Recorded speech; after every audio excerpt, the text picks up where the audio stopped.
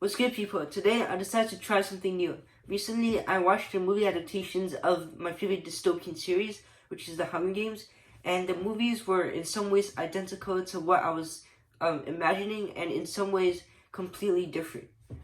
So anyways, today I'm just gonna talk about the movie, just trying something new. So The Hunger Games is the first movie of the franchise, but it was kind of disappointing because when I first read the book, my imagination ran wild, but the movie didn't really meet my expectations.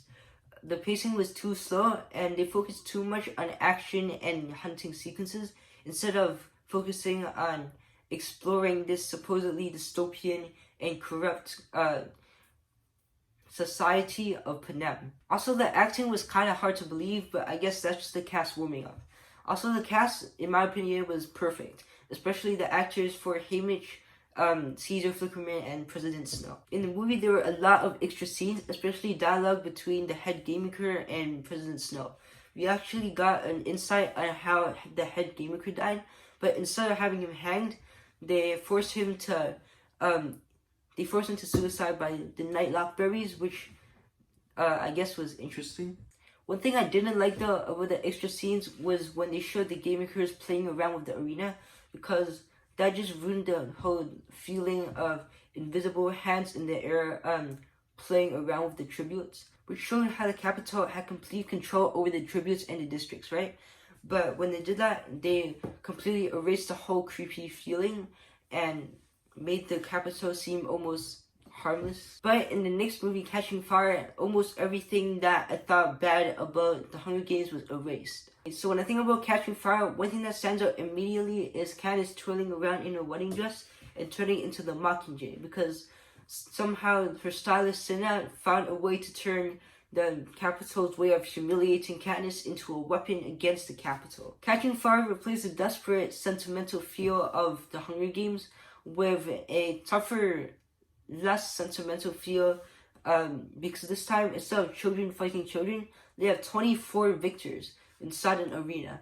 And for Katniss and Peeta, this is a hardcore, almost impossible situation. I feel like even though Catching Fire was a placeholder film for the grand finale, it still made a notable impression, especially with the arrival of new characters like Johanna Mason, who made me laugh. Now, it's time for part one.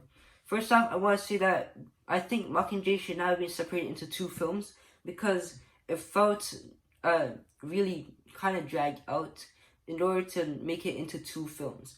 But only the spectacular acting kept it aloft. In order to make Mockingjay into two separate films, they had to add in a lot of extra scenes, but unlike The Hunger Games, these extra scenes were actually good. The scene where Gale and the volunteers break in to rescue Peeta and the victors gave it an epic blockbuster feel, but it also made room for the terrifying interaction between Katniss and President Snow.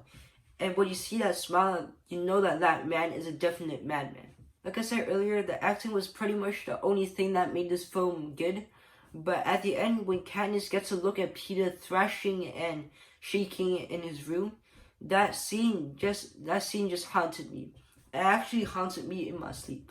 And that brings us to a grand finale, Mockingjay Part 2. This was a satisfying conclusion, and it turned into a full-on war movie with a touch of horror with these friendly guys. We're finally exposed to President Snow's sadistic ways and the real horrors behind the game maker's inventions, as Katniss and her group make their way to kill Snow. This means that the film turns into a blockbuster movie, satisfying until the last minute. Although one thing was the twist at the end.